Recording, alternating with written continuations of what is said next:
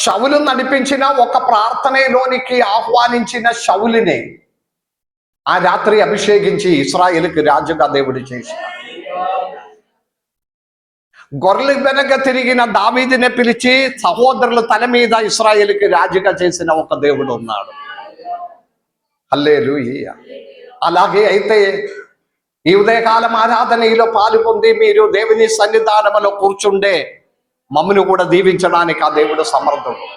నమ్మిన వారు మాత్రం దేవుని స్తుతించుకుని వాక్యం వినాలి. ఈరోజు మీతో షేర్ చేయాలని నేను ఆశపడినదే ఒక 3-4 అంశాలు ఉంది. అది అందరూ చెప్పాలడానికి ఈరోజు సమయం మనకు చాలదు. కీర్తన గ్రంథం 39వ అధ్యాయం బైబిల్ ఉన్న వారు ఒకసారి తెలిసి చదవండి. 39వ కీర్తనము 4వ వచనం. కీర్తనము 39 4వ వచనం.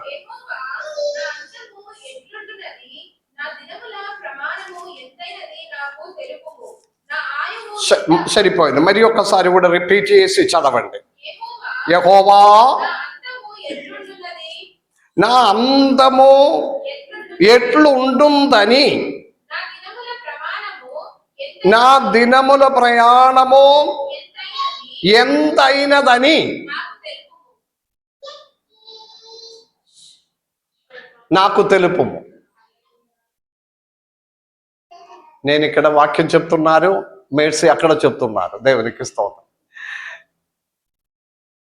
సంకీర్తనకారుడు చెప్పిన మాట, దేవా నా అందము ఎట్లుంటుందనియు, నా దినములు, అందరు ఇక్కడ ఉన్నారా? నా దినములు ప్రయాణము ఎంతైనదనియు నాకు తెలుపు. నేను ఎంతకాలం బ్రతుకుతుందని ఒకసారి నాకు తెలుపండి. హల్లెలూయా. తెలుసుకోవడానికి ఇష్టమున్న వారు ఉన్నారా? 100 సంవత్సరం బ్రతుకుతే బాగుంటుందని అందరు ఆశిస్తున్నారు. ఎలాగైతే ఎట్లా అయినా కూడా. కానీ దేవుడు ఒక మాట అన్నారు, దీర్ఘాయుస్సు చేదా నేను నిన్ను తృప్తిపర. సంతోషం ఉన్న వారి మాత్రం ఒక స్తోత్రం చెల్లి. దీర్ఘాయుస్సు అందరికి ఇష్టమే. నేను మీతో షేర్ చేయాలని ఆశపడిన 4 కార్యములు ఉంది. మనము తెలుసుకోవలసిన 4 కార్యములు.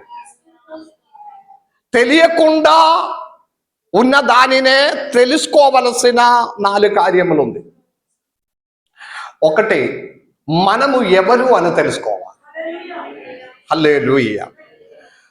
మనము ఎవరు? Who are you? మీ పేరు చెప్పడం కాదు, మీ ఊరు చెప్పడం కాదు. మన గురించి, మన జీవితం గురించి దేవుని ఒక ప్రణాళిక ఏంటిది భూమిలో.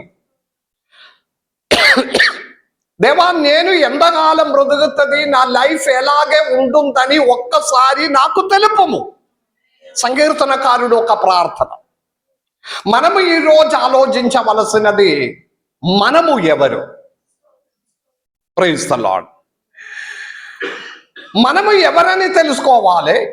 అది మొట్టమొదటిగా. రెండవది, మనకు విరోధి ఎవరు?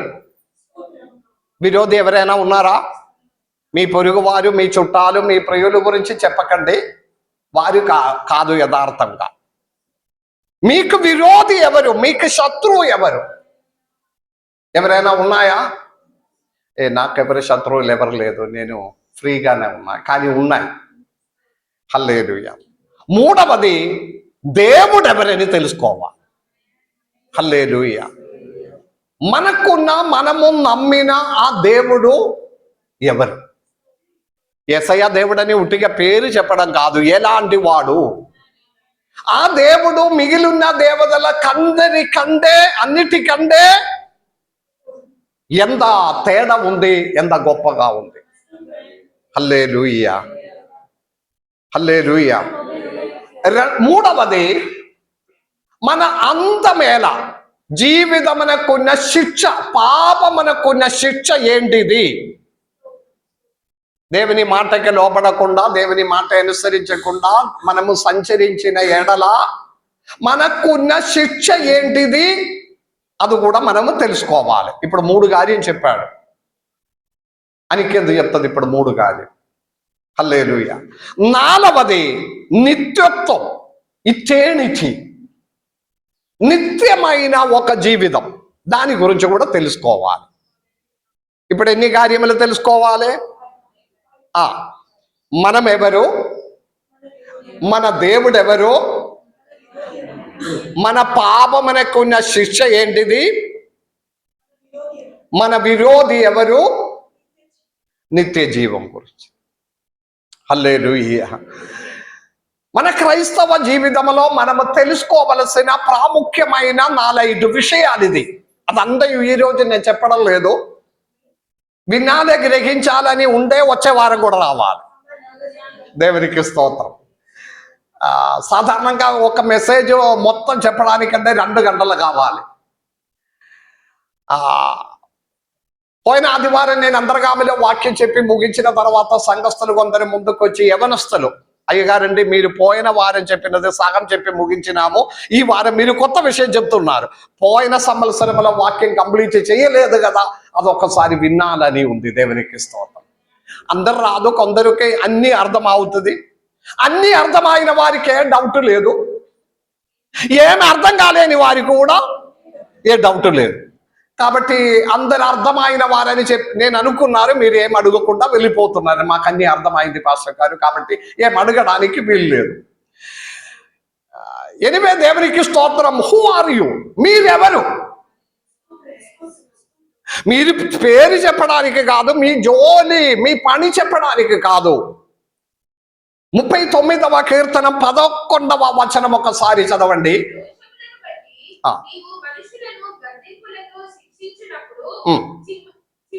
39వ కీర్తనము 11వ వచనం చదవండి. అంతే. ఏంటిది? వట్టి ఊపిరి వంటి వాడే. హల్లెలూయా. కొందరు నడిచినది చూస్తే భూమి అంతా నా మీద ఉంటుందని విధంగా నడుస్తున్నారు, ఏదో సంథింగ్ అని ఫీలింగ్లో కదా. నాకేం తక్కువ, నాకేం కొదవు, ఉట్టిగానే ఏదో గర్విస్తున్నారు. మనుష్యుడు ఎలాంటి వాడని సంకీర్తనకారుడు స్పష్టంగా మాట్లాడుతున్నాడు. ఏంటిది? ఊపిరి వంటి వాడే.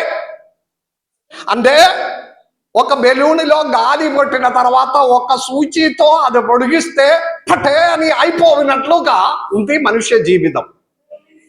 హల్లెలూయా. ఉట్టి చేతితోనే భూమిలోనికి వస్తున్నారు, ఉట్టి చోదితోనే మనం ఇక్కడ నుండి వెళ్ళిపోవలసినది. ఏది సంపాదించినా, ఎంత గర్వించినా, ఎంత గొప్పవాడుగా నడిచినా, ఎంత గర్వంతో నడిచినా కూడా అదేది పనికి రాదు. ఎంత ప్రేమించిన వాడైతే కూడా ఒక్క రోజే మీ శరీరమే పట్టుకొని ఏడుస్తుంది, 2వ రోజు దూరం అవుతుంది, 3వ రోజు కిలోమీటర్ దూరం వెళ్ళిపోతుంది వాసనే అని చెప్పి. దేవునికి స్తోత్రం. అప్పుడు ఈ చూపించినదంతా వ్యర్థమే. హల్లెలూయా. ఎంతమంది నమ్ముతున్నారు? లోపల ఒక హృదయం ఉంది, దానిలో మిడిపు, ఆ ఒక స్పందన. హల్లెలూయా. అది ఉన్న కాలం మాత్రమే మనకు విలువ ఉన్నది. నమ్మిన వారి దేవుని స్తుతించాలి. పుట్టినప్పటి నుండి మనము బ్రతుకు కాలం అంతయో ఏ శ్వాసము ఆగిపోకుండా నడిపించిన ఒక దేవుడు ఉన్నాడు. దేవునికి స్తోత్రం. ఇక్కడ సంకీర్తనకారుడు చెప్పినది ఏదంటే, పుట్టి ఊపిరి వంటి వాడే మీరు. హల్లెలూయా. హల్లెలూయా. ఎంత గొప్పవాడుగా ఉండే కూడా ఒక క్షణంలో నష్టం అవుతుంది. ప్రపంచం చూసిన వాటిలో ప్రపంచంలో అతిపెద్ద దేశంలో ఒకటి ఆ కాలములైనా ఈ కాలములైనా ఐగుప్తు దేశం, ఈజిప్ట్. వెరీ పవర్ఫుల్, చాలా శక్తి కలిగిన దేశము ఏంటిది? ఐగుప్తు, ఈజిప్ట్. ఇప్పుడు కూడా అలాగే ఉంది, వెరీ పవర్ఫుల్ కంట్రీ. ఆ కాలంలో వారికి ఇరుము రేదములు ఉంది, గొర్రెలు ఉన్నారు, గుర్రములు ఉన్నాయి, యుద్ధం అనేది అవసరమైనది అందే ఉన్నాయి, సైన్యములు ఉంది, అది పెద్ద సైన్యం. అందరు ఇక్కడ ఉన్నారా? ఐగుప్తు దేశంలో ఉన్న సైన్య బలములో లాగే మరి ప్రపంచంలో ఏ సైన్య బలం కూడా లేదు. అంత గొప్ప దేశము ఐగుప్తు దేశం. ఐగుప్తు దేశంలో ఉన్న రాజు పేరు ఫారో రాజు. ఫారో అనే పేరు అన్ని దేశస్తులు భయపడుతుంది. అంత పవర్ఫుల్ గా ఉన్న దేశం. అందరు ఎక్కడ ఉన్నారా?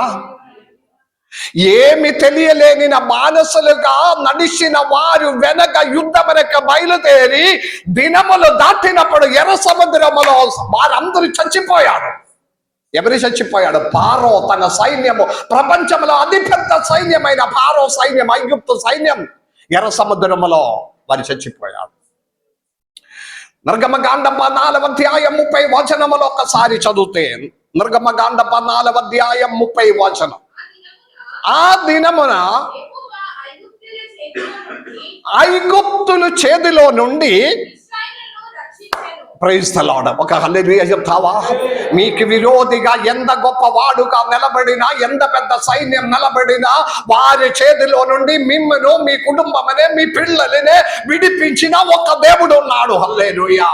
ఒక్క క్షణం సరిపోతుంది. వారందరూ సముద్రములో, ఎలాగే చదవండి, వారందరూ చచ్చిన ఐగుప్తులని హల్లెలూయా. ప్రపంచంలో అతి పెద్ద సైన్యమైన ఐగుప్తు దేశం, అది గొప్ప రాజు అయిన ఫారో రాజు. ఆ కాలంలో ఇరుములేదములు ఉన్న వాళ్ళు ఒక దేశం ఉండే ఐగుప్తు వారు మాత్రం, వారందరూ బలహీనుడు అయిన ఇశ్రాయేలు వారు వెనక తిరిగి నేడల ఎర్ర సముద్రములో వారి చచ్చిన శవమనే ఇశ్రాయేలు వారు మీ కన్నులారా చూచుచుండగా భక్తిహీనులకు ప్రతిఫలం మీ కన్నులారా. దేవునికి స్తోత్రం. మిమ్మల్ని నాశనం చేయడానికి, పాడు చేయడానికి, మీ తరములనే పాడు చేయడానికి, పిల్లలనే నాశనం చేయడానికి, మీరు ఈ ప్రపంచంలో, ఈ ప్రాంతంలో ఉండకుండా మిమ్మల్ని పాడు చేయడానికి శత్రు పోరాడిన వారు శవమనే మీ కన్ను ముందు చూడవలసినది ఉంటుందని. మనుష్య, నీవు ఎవరు? హల్లెలూయా.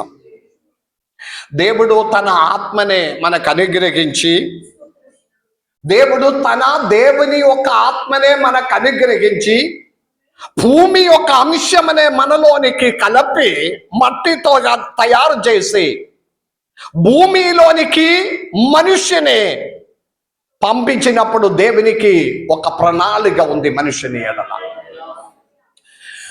ఒక ఉద్దేశం ఉంది, ఒక దౌత్యం ఉంది. హల్లెలూయా. సర్వశక్తి కలిగిన దేవుడు ఇటు మనుష్య నీవు ఎవరు అనేది మనం తెలుసుకోవాలి. సర్వశక్తి కలిగిన యెహోవా దేవుడు తన ఆత్మనే ఒక తల్లి కడుపులో ఉన్న ఒక చిన్న బీజములోనే ఎక్కించి ఒక శరీరం అనే దయచేసి భూమిలోనికి దేవుడు పంపించిన దానికి వెనక దేవునికి ఒక ప్రణాళిక ఉంది. ఒక ప్రణాళిక ఉంది. ఒక ప్రణాళిక ఉంది. ఒక శాటిలైట్ స్పేస్లోనికి పంపిస్తున్నారు. ఆ శాటిలైట్ని పంపించినప్పుడు ఆ పంపించిన ISRO భారతదేశంలో అయితే ఆ సైంటిస్ట్ ఆఫీస్ ISRO వారు ఆ శాటిలైట్ని స్పేస్లోనికి పంపించినప్పుడు దానికి వెనక వారికి ఒక ఉద్దేశం ఉంది. హల్లెలూయా. దానిలో ఉన్న కెమెరాలు, దానిలో ఉన్న ఆ డిస్క్, ఇదంతయు వారు ఉద్దేశ ప్రకారం స్పేస్ లో పని చేయాలి. అందరు ఇక్కడ ఉన్నారా? ఒక శాటిలైట్ ని పంపించినప్పుడు శాటిలైట్ స్పేస్ లోనికి పోయి అది ఓపెన్ అయ్యి, కెమెరా ఓపెన్ అయ్యి, వారు అనుకున్న ప్రకారం దానిలో నుండి పిక్చర్స్ అందరు భూమి మీదకి పంపించడానికి ఈ పంపించిన వాటిలో అనేక శాటిలైట్స్ ఫెయిలియర్ అవుతుంది. చాలా శాటిలైట్స్ అది పని చేయకుండా, కెమెరా వర్క్ చేయకుండా, సరిగా ఫంక్షన్ చేయకుండా అది ఫెయిలియర్ అయిపోతుంది. సర్వశక్తి కలిగిన యెహోవా దేవుడు తన ఆత్మనే మన శరీరంలోనికి కుమ్మరించి భూమి మీద 80 సంవత్సరం 70 సంవత్సరం పంపించిన దానికి వెనక ఒక ప్రణాళిక ఉంది. భూమి మీద తన చిత్తమనే నెరవేర్చడానికి. నమ్మిన వారి మాత్రం దేవునికి స్తోత్రం చెల్లించండి. హల్లెలూయా. మీరు మీ కుటుంబమనే, మీ భార్యనే, మీ పిల్లలనే, మీ బిజినెస్నే వారిని చదివించడం, వారికి ఇల్లు కట్టడం, వారిని పెళ్లి చేయించడం, వారికి అవసరమైనది కొన్ని ఇవ్వడము, ఇదన్నిటి కొరకు మీ కొరకు మీ కొరకు మీ కొరకు మీ కుటుంబం కొరకు నా కొరకు మాత్రం కాదే కాదు, దేవుని ప్రణాళిక భూమి మీద నెరవేర్చడానికి. నమ్మిన వారి చేతులెత్తి స్తోత్రం చెల్లించండి. సర్వశక్తి కలిగిన దేవుడు ఒక ఊపిరిలాగే మన హృదయంలో ఇచ్చి 70 సంవత్సరం భూమి మీద నిలబెట్టిన దానికి వెనక దేవుని ప్రణాళిక నెరవేరడానికి దేవునికి స్తోత్రం. ఇది తెలుసుకోవాలి. నీవు ఎవరు అన్న ప్రణాళిక. ఇప్పుడు మనము దేవుని ఇష్టమో, దేవుని ప్రణాళిక, దేవుని ప్లానింగ్ ఏదియో చెయ్యకుండా మన చిత్తమనే, మన ఇష్టమనే, మన కోరికనే, మన ఆశలనే, మన కార్యమనే మాత్రం చేసుకొని, అందరు వింటున్నారా మనము బ్రతుకుతున్నారు. దేవుని ఇష్టం ఏంటిదో, దేవుని ప్రణాళిక ఏంటిదో, నా గురించి, నా కుటుంబం గురించి, నా లైఫ్ గురించి అది తెలుసుకోవాలి. సంకీర్తనకారుడు మాటలాడిన, ప్రభువా నా బ్రతుకు ఎంతకాలమని నాకు తెలుపుము, నేను భూమి మీద ఏమి చేయాలో నాకు అది తెలుపుము. నేను ఒక ప్రశ్న అడుగుదా, మీ జీవితం గురించి దేవుని ప్రణాళిక ఏంటిదో తెలిసిన వారు ఎవరైనా ఉన్నారా? అర్థం కాలేదు. పిల్లలతో సహా నేను అడుగుతున్నాను, దేవుని మీ జీవితం గురించి దేవుని చిత్తం ఏంటిది? మీ జీవితం గురించి దేవుడు ఏమి కోరుకున్నారు? ఈ భూమి మీద మిమ్మల్ని ఉంచి, భూమి మీద మమ్మల్ని ఉంచి 3 పూట ఆహారం ఇచ్చి, ఆరోగ్యం ఇచ్చి, అనారోగ్యములు వచ్చినప్పుడు మీ మొర పెట్టినప్పుడు నిన్ను స్వస్థపరచి, ఒక వాహనం ఇచ్చి, నివసించడానికి ఒక ఇల్లు దయచేసి, పిల్లలని అనుగ్రహించి, వారికి చదువు అనుగ్రహించి, మీరు కోరినదంతా ఇటు మీరు కోరినదంతా మీకు ఇచ్చి నడిపించినప్పుడు ఆ తండ్రి ఉద్దేశం ఏంటిదో ఒకసారి చేతులు ఎత్తావా? ఆ తండ్రి మీ గురించి ఉన్న కోరిక ఏంటిదో అని తెలుసుకోవాలి. అది తెలిసిన వారు ఎంతమంది ఉన్నారు? చిన్నప్పుడు దేవుడు నన్ను పిలిచాడు, నా సేవ కొరకు నీవు బయలుదేరాలి. నేను మనస్ఫూర్తిగా అంగీకరించిన, దేవా నేను ఓకే, నేను చేస్తా. ఇంటి వారి ప్రణాళిక ప్లానింగ్ అంతా వేరే ఉంది. బీటెక్ చదివించినాము, త్రిబుల్ చేయించినాము. చేసినప్పుడు దేవుడు నన్నతో అన్నారు, మీ జీవితం గురించి నా ఆశ, నా కోరిక నీవు నా సేవ చేయాలని. నేను మనసారా నేను ఒప్పుకున్నాను. దేవుడు నన్ను వాడుకున్నారు. జీవితకాలం అందరూ ఆయన సేవ చేసి అనేక ఆత్మనే దేవుని కొరకు సంపాదించాలి. దేవుని ఒక పిలుపుకి, దేవా ఈరోజు ఆరాధన ముగించి ఆలయంలో నుండి బయటకు వెళ్ళినప్పుడు దేవునితో అడగాలి, దేవా నా జీవితం గురించి మీ యొక్క ప్రణాళిక ఏంటిదని నాకు తెలుపుము. దేవా నేను ఎందుకు ఈ భూమిలోనికి వచ్చాను? అందరు ఇక్కడ ఉన్నారా? దేవా నన్ను ఎందుకు ఈ భూమిలో నన్ను ఉంచి ఉన్నారు? ఎందుకు నన్ను భూమిలో నన్ను మీరు అనుగ్రహించి ఉన్నారు? ఒక లైఫ్ ఎందుకు ఇచ్చాడు? Why did you give me a life in on earth? Hallelujah. దేవుని యొక్క ప్రణాళిక, ఉద్దేశం మన జీవితంలో నెరవేర్చడానికి. మా యోనా అనే దేవుడు పిలిచినప్పుడు యోనా గురించి దేవునికి ఒక ఉద్దేశం ఉంది. ఏంటిది చెప్పండి? యోనా జీవితం గురించి దేవుని యొక్క ప్రణాళిక ఏంటిది? యోనా నినవేలో పోయి దేవుని వాక్యం అనే ప్రకటించాలి. నినవే పట్టణస్థులనే మార్చాలి. నినవే పట్టణంలో పాపమనే వారికి తెలియచేయాలి. కానీ యోనాయికి ప్రారంభంలో అతనికి అంత నచ్చలేదు, ఇష్టం లేదు. అతనికి ఆ మాటే ఇష్టం లేదు. దేవుని మాట ప్రకారము పోయి నినవేలో వాక్యం చెప్పడం అనో అతని మీద ఉన్న దేవుని యొక్క ప్రణాళిక దేవునికి ఇష్టం లేదు. Praise the lord. కొందరికి దేవుని ప్రణాళిక నెరవేర్చడానికి ఇష్టం లేని వాళ్ళు ఉన్నారు. అది కరెక్ట్ కాదు. పిలిచిన పిలుపుకి లోపడాలి. ఈరోజు సండే స్కూల్ టీచర్ రాలేదు, నాకు మెసేజ్ పంపించింది. నేను వాస్తవంగా మెసేజ్ చూడలేకుండా ఉన్నా కాబట్టి అమ్మగారు కూడా రెడీ అవ్వలేదు. 8:30 అయింది. పిల్లలు ఈరోజు ఎక్కువ మంది వచ్చారు, అందరూ వచ్చి కూర్చున్నారు. నేను కూడా రెడీ అవ్వలేదు. 8:30కి నేను చర్చిలోనికి వెళ్ళినప్పుడు సండే స్కూల్ పిల్లలు అందరూ రెడీగా ఉన్నారు. ఇస్రాయిల్ కూడా కూర్చున్నారు. నేను ఇస్రాయిల్ను పిలిచాడు, నీవు సండే స్కూల్ నడిపించాను. హల్లెలూయా. ఫస్ట్ అతడు కొంచెం భయపడినావు. పాస్టర్ గారు అప్పగించింది కదా, మీరు సండే స్కూల్ నడిపించు, పాట నేర్పించాలి, వాక్యం చెప్పాలి, వాక్యం నేర్పించాలి. ఒప్పుకున్నారు. మంచిగా నడిపించింది. నేను మధ్యలో పోయి వెనక నుండి చూస్తున్నారు, బయట నుండి. సూపర్గా ఉంది. దేవునికి స్తోత్రం. అతని మీద ఉన్న దేవుని యొక్క పిలుపు, దేవుడు చిన్న వయసులో దేవుడు ఏర్పరచిన పరిచర్యలో నేను వండర్ అయిపోయినావు. అందరు పిల్లలందరూ సైలెంట్గా కూర్చున్నారు అతని క్లాసులో. అన్ని మంచిగానే నేర్పించింది. దేవునికి స్తోత్రం. దేవుని పిలుపు ఎప్పుడు ఏ విధంగా మన మధ్యలోనికి దేవుడు పిలుస్తుందని తెలియదు. హల్లెలూయా. మనం ఒప్పుకోవడానికి మనస్సు కలిగి ఉండాలి. హల్లెలూయా. బ్రతుకినే మార్చిన దేవుడు. హల్లెలూయా. సాంగత్యమనే మార్చడానికి శక్తి కలిగిన దేవుడు. మన దౌత్యమనే మనము నెరవేరాలి. దేవునికి స్తోత్రం. యేసయ్య దేవుని పిలిచినప్పుడు, యేసయ్య దేవుడు ఈ భూమిలోనికి వచ్చినప్పుడు లూకా సువార్త 4వ అధ్యాయములో 18-19వ వచనం. లూకా సువార్త 4వ అధ్యాయం 18-19 వచనములో పీదలకు సువార్త ప్రకటించుటకును ప్రభు ఆత్మ, లూకా 4:18, ప్రభు ఆత్మ నా మీద ఉన్నది, పీదులకి సువార్త ప్రకటించుటక. యేసయ్య దేవుని గురించి అందరు వింటున్నారు కదా.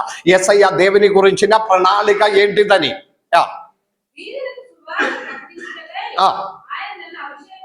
అభిషేకించాను. చెరలో ఉన్న వారికి విడుదలను,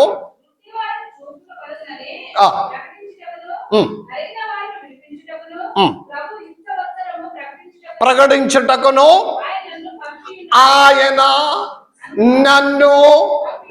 ఒక హల్లెలూయా చెప్తావా? నసరుడైన యేసయ్య దేవుడు మాట్లాడినది ఏదంటే, పీదలకు సువార్త ప్రకటించుట, చెరలో ఉన్న వారిని విడిపించుటకు, ఆయన హిత వర్షమనే ప్రకటించుటకు తండ్రి నన్ను పంపించి ఉన్నారు. దేవునికి స్తోత్రం.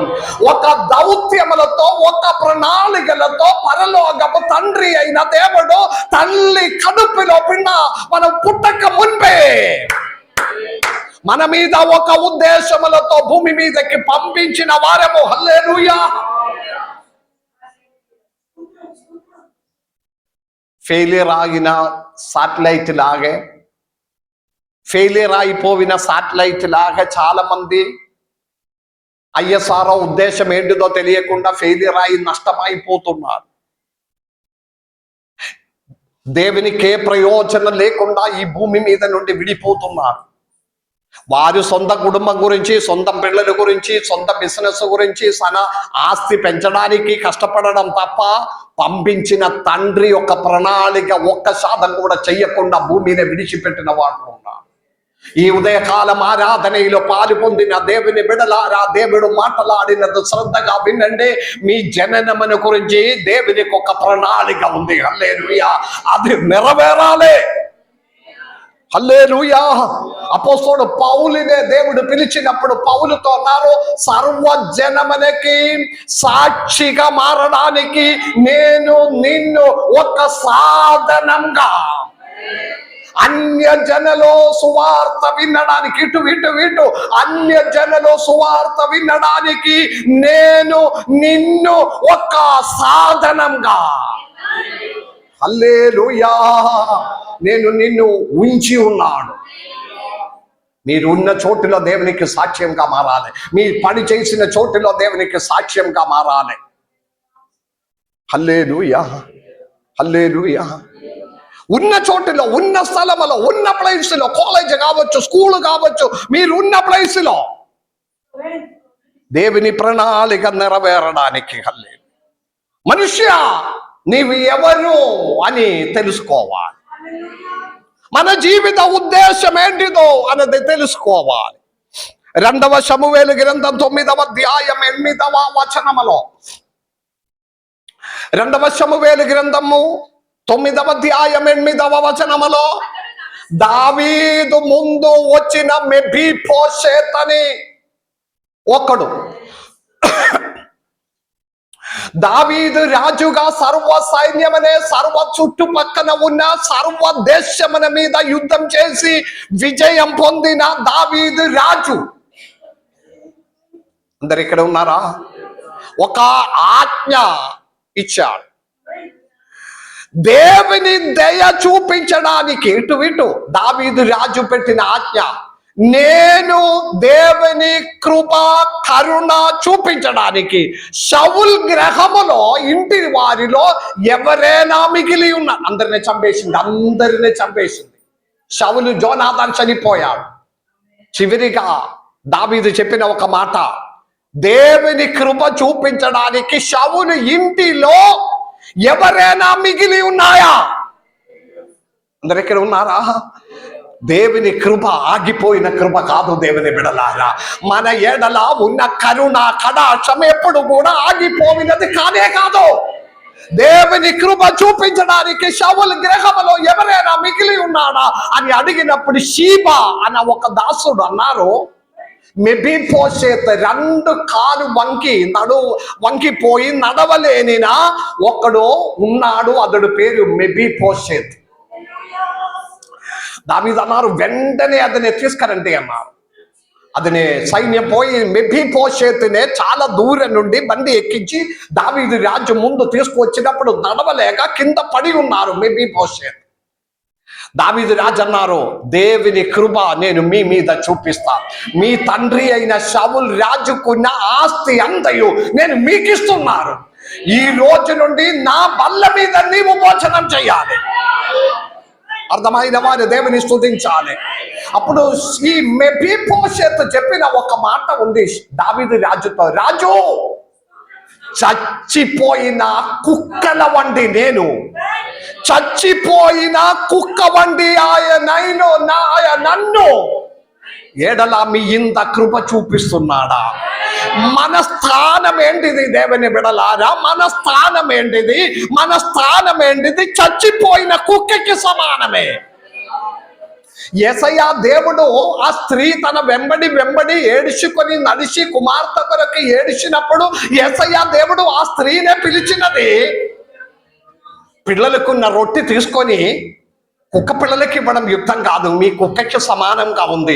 యూదా వంశస్థుల పిల్లలు అయితే మిగిలిన వారందరూ కుక్కకి సమానమే. చచ్చిన కుక్క వండిలే అయినా నేను. దేవుని బిడలారా, గర్వించడానికి ఏమీ లేదు, అహంకరించడానికి ఏమీ లేదు. ఉట్టి శ్వాసం మాత్రమే, ఊపిరి వంటి వాడమే, చచ్చిన కుక్క లాంటి వాడమే. కానీ దేవుడు లేపుతేనే మనం ఉన్నతంగా మారుతుంది. దేవుడు చేయి చాపుతేనే మన కన్ని అనుగ్రహించబడుతుంది. నమ్మిన వారి దేవునికి స్తోత్రం చెల్లించాలి.